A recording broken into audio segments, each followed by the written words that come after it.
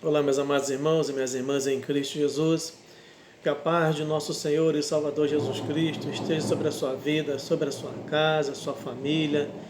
Seja bem-vindo, bem-vinda mais uma vez ao nosso canal, que Deus possa nos abençoar em mais essa oportunidade. Quero trazer uma palavra de Deus para o seu coração. E quero também, antes de tudo, convidar você, porque ainda não se inscreveu no nosso canal, estivesse aí clicando nesse botãozinho vermelho logo abaixo do link, estivesse aí fazendo a sua inscrição, estivesse compartilhando essas mensagens para grupo, para amigos, familiares. Eu sempre falo para pessoas que você vê que se identificam com as nossas mensagens. E também, muito importante, não deixar de acionar o sininho para toda vez que eu postasse um novo vídeo, você estivesse aí recebendo essa nova notificação. Quero estar meditando um texto bíblico com você nessa oportunidade, lá no livro de 2 Reis, capítulo 20, do versículo 12 ao versículo 19. Ainda que esse texto ele se revela também, ele fala com a mesma clareza lá em Isaías capítulo 39, fala acerca do rei Ezequias, mas eu quero meditar no capítulo 20 do livro de 2 Reis, capítulo 20, do versículo 12 ao versículo 19, que diz assim: Neste tempo enviou Merodach-Baladã, filho de Baladã, rei de Babilônia, cartas e um presente a Ezequias, porque ouvira que Ezequias estivera doente. Ezequias recebeu os mensageiros e lhes mostrou toda a casa de seu tesouro, a prata, o ouro, as especiarias e os melhores ungüentos, a sua casa de armas e tudo o que havia nos seus tesouros. Coisa alguma houve que não lhe mostrasse, nem em sua casa, nem em todo o seu domínio. Então o profeta Isaías veio ao rei Ezequias e lhe perguntou: O que disseram aqueles homens? E de onde vieram a ti? Respondeu Ezequias: De um país muito distante vieram de Babilônia. Perguntou o profeta: Que viram em tua casa? Respondeu Ezequias: Tudo o que há em minha casa viram. Coisa nenhuma há nos meus tesouros que eu não lhe mostrasse. Então disse Isaías a Ezequias: Ouve a palavra do Senhor. Vem dias em que tudo o que houver em tua casa e o que os teus pais entesouraram até o dia de hoje será levado para a Babilônia. Não ficará coisa alguma, disse o Senhor. E até mesmo teus filhos que procederem de ti e que tu gerares, tomarão para que sejam eunucos no palácio do rei de Babilônia. Então disse Ezequias a Isaías: Boa é a palavra do Senhor que disseste, pois pensava, não haverá paz e segurança nos meus dias. Deus nos abençoa nessa palavra santa, essa palavra viva, eficaz, ela se compraz naquilo que ela é enviada, que ela possa encontrar aí uma terra fértil em nossos corações, para que possa produzir aquilo que o nosso Deus deseja. Não sei se você já ouviu aquela famosa frase em que as pessoas... Eu já cansei de ouvir esses tipos de frases em pessoas e muitas vezes, irmãos, até no meio evangélico, aquelas pessoas que são justas, às vezes acham que estão agindo com justiça nas suas vidas, elas usam muito essas frases. A minha vida ela é um livro aberto. Eu já vi muito esse tipo de frase. Principalmente hoje, nesse momento que nós vivemos, nessa sociedade, vamos colocar de uma forma liberal e também de uma forma em que as pessoas elas se tornam muito independentes, ainda muito cedo em suas vidas, aprendem a pagar as suas dívidas, a arcar com seus compromissos. Então as pessoas elas se tornaram muito independentes e geralmente se usa muito essa frase. A minha vida é um livro aberto. Quando as pessoas dizem isso, elas dizem pelo fato de eu não devo nada a ninguém, não falo mal de ninguém, ninguém tem que falar nada de mim. Então as pessoas talvez entram por um contexto próximo a esse, talvez por outros motivos, né, centenas de motivos, elas usam esse tipo de frase. A minha vida é um livro aberto. Mas isso é um perigo muito grande. quando as pessoas elas acabam expondo as suas vidas. Existem aqueles que que se resguardam muito, que são muito conservadores no sentido de expor a sua vida pessoal. Mas existem aquelas pessoas que elas não se preocupam em falar das suas vidas, em falar dos seus sucessos, em falar das suas conquistas, em falar daquilo que elas estão planejando fazer, falar dos seus planos para qualquer tipo de pessoa. Quero que você entenda que isso é muito perigoso isso. Eu tenho muita fé, uma confiança muito grande no Deus que eu sirvo. Porque eu sei que quando Deus ele decreta algo em nossas vidas, nada pode mudar aquilo que Deus decretou. Mas existem coisas que são segredos com Deus. Existem coisas que Deus ele quer falar conosco em segredo, porque você olha para a palavra de Deus no Evangelho de Mateus, em que ele diz muito claramente, para nós entrarmos em nosso quarto, dobrarmos o joelho, falar com o nosso Deus em secreto, e Ele, secretamente, Ele falará conosco, Ele nos responderá, Ele nos revelará. Então existem coisas que Deus ele tem um segredo comigo e com você. Existem coisas que eu posso falar, que eu posso abrir, que eu posso mostrar, mas existem coisas em minha vida. Pode ser uma conquista pessoal, uma conquista ministerial, uma conquista profissional, uma conquista de relacionamentos, seja qual for o tipo da conquista. Existem coisas que eu tenho que conservar entre eu e Deus, é um segredo meu e Deus até o momento de ser revelado. Você vê o exemplo de Maria quando estava grávida, o texto fala que ela guardava tudo no seu coração. O Espírito falava com ela, mas ela guardava tudo no coração até o momento de ser revelado. Cristo ficou 30 anos no anonimato, naquela cidade de Nazaré. Digo anonimato porque não tinha feito grandes milagres, porque o seu ministério durou 3 anos e 6 meses. E ele ficou naquele, vamos colocar entre aspas, como um anonimato, até o momento dele ser revelado, dele expor todas as obras do Senhor, dele ganhar realmente as vidas para ele, trazer o conhecimento, a transformação, a salvação para ele, para o mundo e para os judeus. Então existe coisa, irmãos, que a própria Bíblia, o próprio Cristo, ele nos ensina, que é um segredo nosso com Ele, com Deus. E lendo esse texto, me trouxe isso na memória, desse grande rei. Esse rei foi um dos maiores reis que existiu em toda a história, irmãos. Eu digo um dos maiores reis que você vê, quando você olha para 2 Reis capítulo 18, do versículo 3 ao versículo 7, diz assim, olha, fez o que era reto aos olhos do Senhor, conforme tudo que fizera Davi seu pai. Tirou os altos, quebrou as colunas, deitou abaixo os postes ídolos, despedaçou a serpente de bronze que Moisés fizera, pois até aquele dia os filhos de Israel lhe queimavam incenso e lhe chamavam Neustã. Confiou no Senhor Deus de Israel, de maneira que depois dele não houve nem semelhante entre todos os reis de Judá, nem entre os que foram antes dele.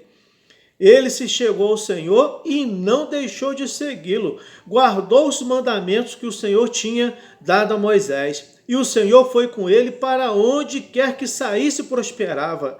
Rebelou-se contra o rei da Síria e não o serviu. O interessante é que nesse capítulo 18 fala que não houve nem depois e nem antes dele um rei como ele. Aquele homem que foi um referencial no seu reinado, em que ficou como um grande exemplo de um grande líder.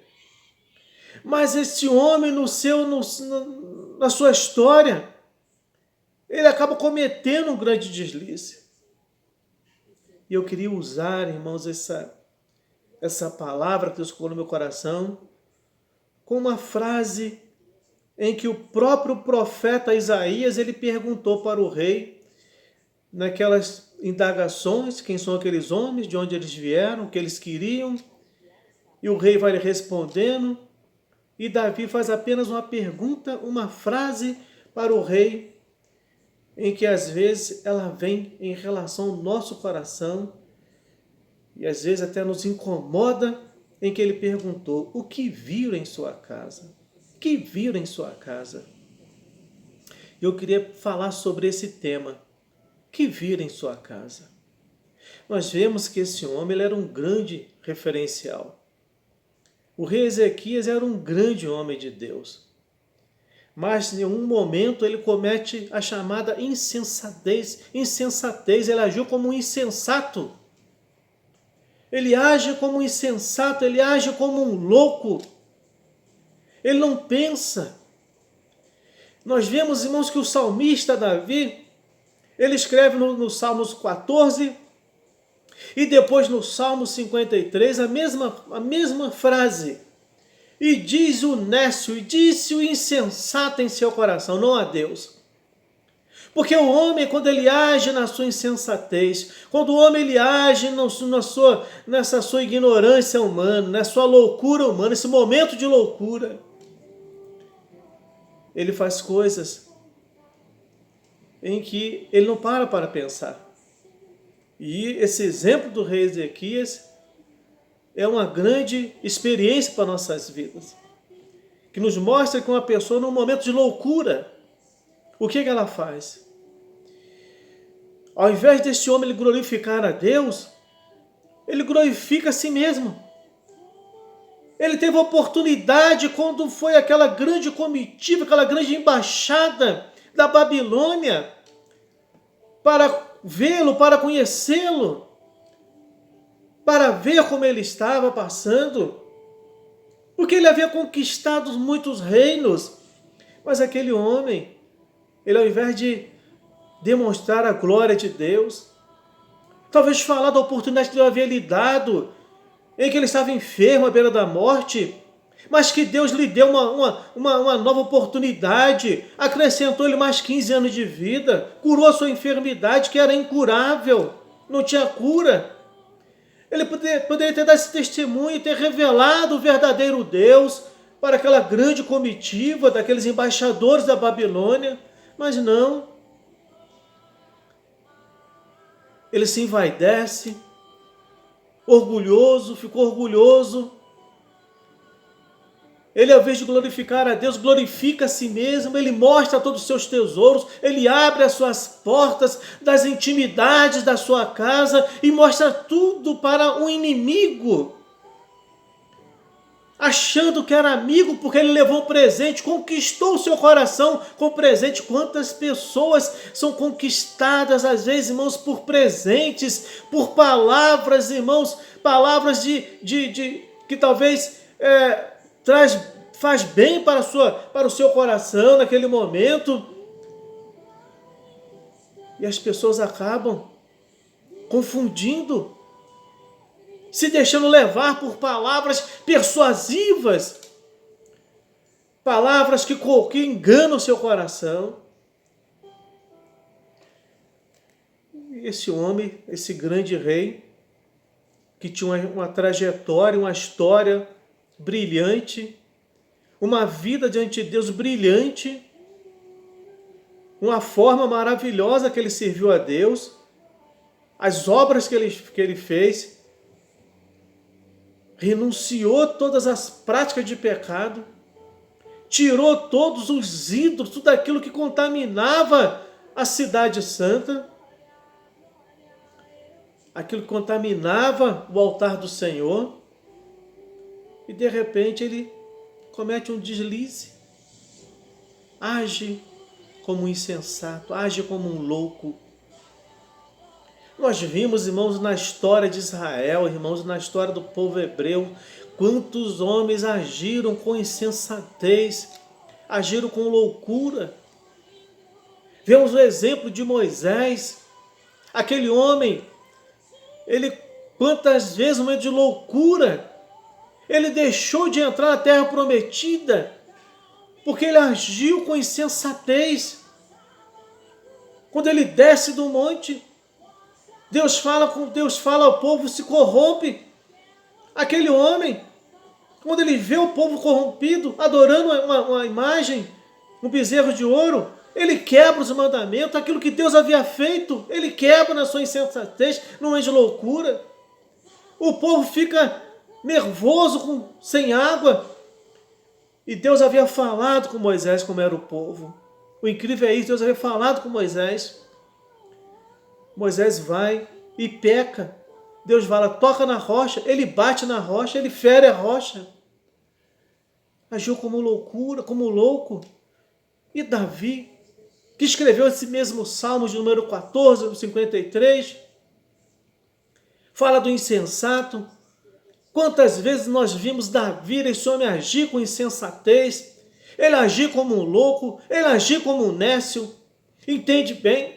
Quando a Bíblia fala de nécio, de insensato, ele não fala de pessoas do mundo, ele fala de homens de Deus. Aqui está falando de um homem, de um grande rei, e também fala de Davi. Ninguém melhor do que Davi para falar de insensatez, de falar de um homem nécio. E nós vemos hoje em nossa história, nosso meio evangélico, quantos homens, quantas mulheres de Deus agindo com insensatez, agindo como nécios, agindo com loucura.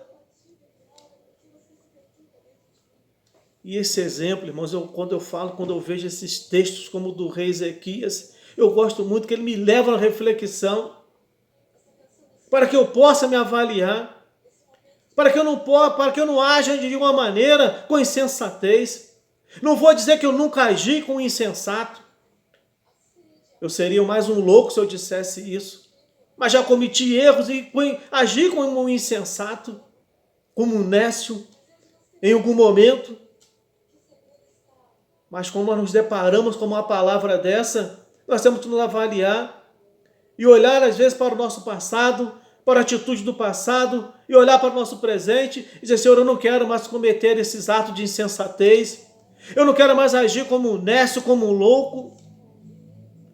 Então, por isso que nós temos que entender o que é que as pessoas, irmãos, o que é que as pessoas, quando vão à nossa casa, elas veem. O que veem as pessoas quando elas vão à nossa casa? Qual a impressão que elas têm da nossa casa? Às vezes um vizinho, em que talvez mora em parede de meia, mora ao lado, mora em frente, mora em cima, não importa. Às vezes não estão dentro da sua casa, mas estão ouvindo. O que essas pessoas veem, ouvem, quando vão, ou quando ficam atentos ao som que sai da sua casa? O que elas veem, irmãos? A pergunta aqui do profeta Isaías foi muito clara. Que viram eles em tua casa? Que viram? Muitas vezes nós, no momento de orgulho, às vezes que aquele orgulho nosso de uma grande conquista, de ter conquistado algo, começa a relatar, a falar, a se exibir. E não é para isso. Aquilo que eu recebo de Deus não é para eu agir com exibição. Não é para estar mostrando como um prêmio que eu recebi. Tudo que Ezequias tinha foi dado por Deus, conquistado por Deus. Não foi pelos seus esforços, não foi pelos seus méritos, mas foi Deus que lhe deu. Tudo que nós temos, tudo que nós conquistamos, não é pelos nossos méritos, não é pelos nossos esforços, mas é pela graça de Deus em nossas vidas. Então, o que vem as pessoas quando olham para a nossa vida? O que essas pessoas olham, irmãos? Elas veem quando olham para nossas vidas.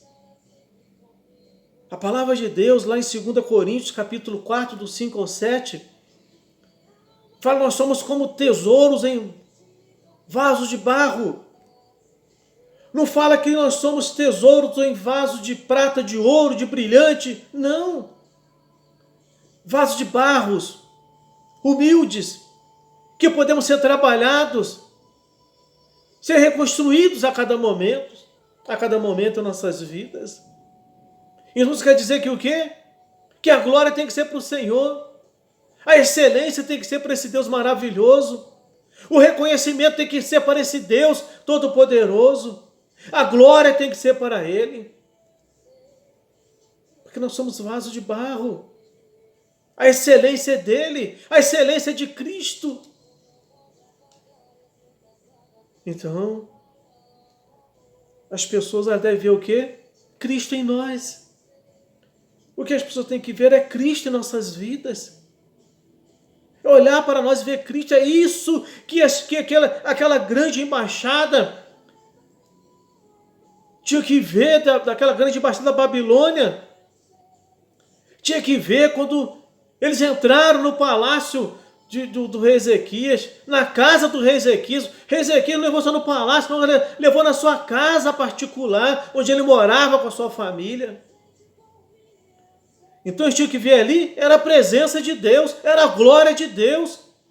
Mas não, viram um homem que se tornou soberbo, se tornou arrogante, orgulhoso, vaidoso. Coisas que vêm do mundo, atitude, comportamentos mundanos. E quantas pessoas, irmãos, hoje, dentro do nosso cristianismo, estão dessa maneira, se tornaram vaidosos, orgulhosos, arrogantes, soberbos, com atitudes inconvenientes que só o mundo pode ter, que não cabe no meio evangélico. Essa mensagem, ela nos leva a uma conclusão, a duas perguntas. O que as pessoas têm visto em sua casa? Seja na sua casa material, terreno onde você mora, ou seja, na sua casa espiritual, na sua vida. O que as pessoas têm visto em você? Quando elas olham para você. E a segunda pergunta, o que as pessoas têm visto aí na sua vida? Nas suas atitudes, nos seus comportamentos, na sua fala, nas suas brincadeiras. Será que no momento de pressão, naquele momento de calor, de dificuldade, de discussão, será que você tem agido como nécio, como insensato? Será que quando é para você agir como um homem de Deus ou mulher de Deus, você acaba agindo como um insensato, como um louco? Então essa palavra nos leva a essa avaliação. Que Deus possa te abençoar, meu querido. Que possamos aprender como o rei Ezequias. Esse homem, ele chega no versículo 19, ele fica feliz porque as coisas ruins não iam cair sobre ele, aquilo que Deus havia falado ia cair sobre os seus filhos. Olha que coisa incrível. E você lê o capítulo 24 de 2 Reis, você vê que os filhos dele foram levados presos. Os tesouros, arrancaram tudo, todos os tesouros, tudo aquilo que Salomão havia colocado no templo, todos os tesouros em que esse próprio rei havia mostrado para os inimigos, o rei da Babilônia veio e levou para a Babilônia, saqueou tudo. Então, entende bem uma coisa, que nós possamos cuidar para que nossos filhos não sofram, os nossos netos não venham sofrer por causa das nossas atitudes insensatas, insanas. Nós possamos parar para analisar isso e deixar uma herança de bênção, de prosperidade, de paz para nossos filhos, para nossos netos, para aqueles que vão vir depois de nós. Então que Deus te abençoe, te dê sabedoria, te dê graça, te dê inteligência, para que você possa não ser essa pessoa que, minha vida é um livro aberto. Conserva aquilo que Deus te colocou no teu coração. A palavra de Deus em Apocalipse, capítulo 2, fala, guarda o que tem. Guarda o que tem, para que ninguém roube a tua coroa. Guarda o que tem, meu querido. Guarda o que tem, minha querida irmã, para que ninguém roube aquilo que é teu por direito. Que Deus te abençoe. Soberano Deus, meu querido e eterno Pai, quero te agradecer por essa palavra santa, viva e eficaz. A forma que o teu Espírito, meu Deus, aplicou essa palavra no meu coração. Meu Deus, me trazendo, meu Pai Celestial, a uma consciência, a uma avaliação. Meu Deus, eu quero pedir que o teu Espírito Santo ele vasculhe, meu Deus, a minha alma, meu Deus. Não deixe em momento algum eu agir como um homem insensato, meu Deus, como um homem louco, como um homem nécio, meu Deus eterno. Mas me dê a tua serenidade, a tua sabedoria, me dê a tua confiança, o teu amor, ó Pai, no meu coração. Da mesma forma eu peço por esse irmão, essa irmã que está ouvindo essa mensagem, que esta paz reine agora no seu coração, reine no seu lar, reine na sua rua, reine na sua posteridade, meu Deus, nos seus filhos, nos seus netos, ó Pai Celestial. Pai, que talvez se esse irmão, essa irmã agiu em um momento de loucura, mas que eles não permitam que essa, meu Deus, essa insensatez, elas venham, Pai, sobre os seus filhos, sobre os seus netos, sobre a sua família, mas que eles possam se arrepender, se consertar, meu Deus eterno, e apagar essa transgressão através do sangue de Jesus. Tome agora em tuas mãos as nossas vidas, nos abençoe, nos dê a tua graça, a tua bênção, a tua vitória e a tua soberania sobre nossas vidas, ó Deus. Coloco tudo em tuas mãos e te agradeço em nome de Jesus. Deus te abençoe. Que Deus tenha vitória sobre a sua vida, sobre a sua casa e sobre a sua família. Fique com Deus, em nome de Jesus.